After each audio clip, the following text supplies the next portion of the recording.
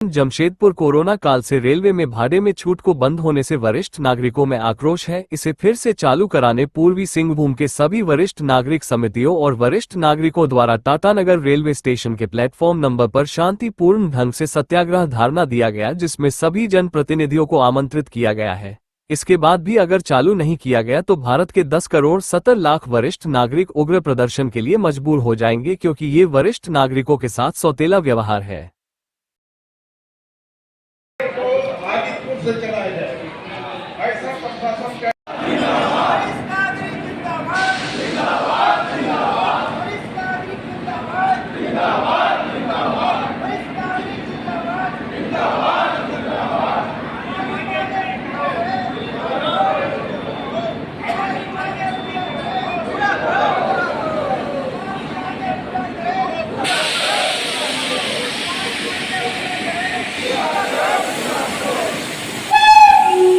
नागरिक आज railway platform number 1 पर धरना दे रहे हैं। पहले वरिष्ठ नागरिकों को किराए में छूट की सुविधा मिली हुई थी।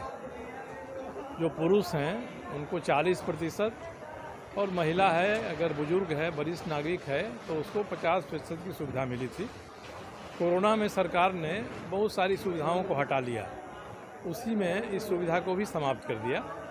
धीरे धीरे और सारी सुविधाएं बहाल हो गई हैं, परंतु वरिष्ठ नागरिकों की जो सुविधा पहले मिली हुई थी उस सुविधा को रेलवे ने बहाल नहीं किया है। इसी बात को भारत सरकार के सामने, रेलवे के सामने उठाने के लिए यहाँ लोगों ने आज धरना दिया है। ये धरना केवल जमशेदपुर या झारखंड में ही नहीं है, बल्कि बिहार, मध्य प्रदेश, अन्य 10 राज्यों में आज एक ही समय में वरिष्ठ नागरिकों का धरना हो रहा है। मैं इनका समर्थन करने के लिए आया था कि जो बुजुर्ग हैं वे ऐसा नहीं कि रोज़ कहीं ना कहीं घूमते रहेंगे कि आपको नुकसान होगा किराए का। वो तो कभी छठे छमाही एक बार कहीं जाना ना हुआ तो वो बाहर निकलते हैं, इसलिए ये सुविधा उनकी बहाल होनी चाहिए। जब रेलवे ने बहुत सारी सुविधाएं बहाल कर दिया है तो इस सुविधा को भी बहाल कर दे। भारत सरकार उसका एडजस्टमेंट करती है, पैसे का भारत सरकार करे उसका। केंद्रीय वरिष्ठ नागरिक के तत्वाधान में आज का ये धरना प्रदर्शन आयोजित किया गया है। जो सबसे विडंबना है हमारे देश में कि किसी भी सभ्य समाज के लिए बुजुर्ग उसके धरोहर होते हैं, चाहे वो पारिवारिक स्तर पे हो, चाहे सामाजिक स्तर पे हो, चाहे राष्ट्र स्तर पे हो।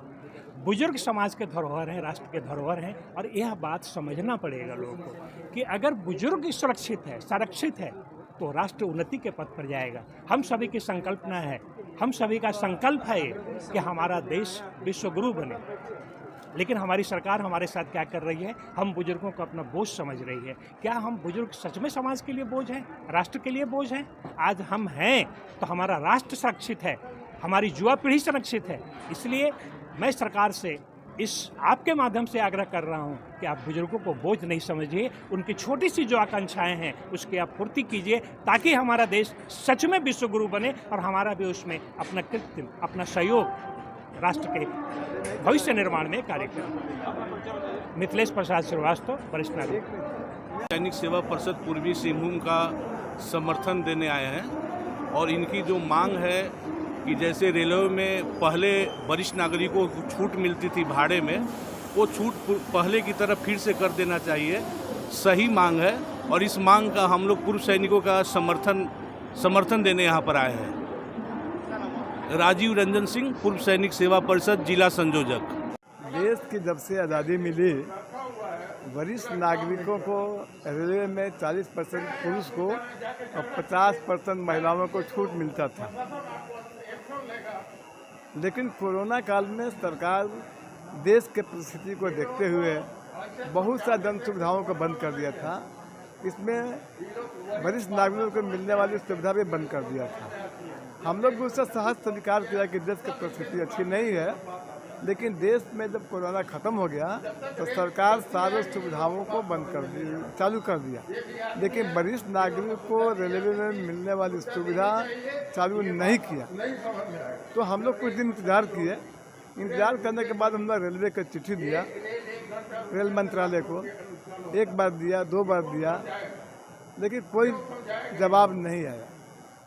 तो लास्ट में हम लोग पूरे भारत में निर्णय लिया कि आज 30 तारीख को 30 मार्च को 10 बजे से सभी रेलवे स्टेशन पर हम लोग सांकेतिक शांतिपूर्ण से धरना देंगे और सरकार से मांग करेंगे कि ये सुविधा फिर से चालू किया जाए। आज हमारे क्षेत्रीय विधायक सरजू राम इस बात को बोले, सांसद भी बोले कि से ये गलत हो रहा है। हम लोग इसमें बात करेंगे और हम लोग आज संकल्प लिए हैं कि जब तक ये चालू नहीं होगा हम लोग आगे के लिए फिर बढ़ेंगे। आप सभी से आग्रह है शिवपूजन सिंह, केंद्रीय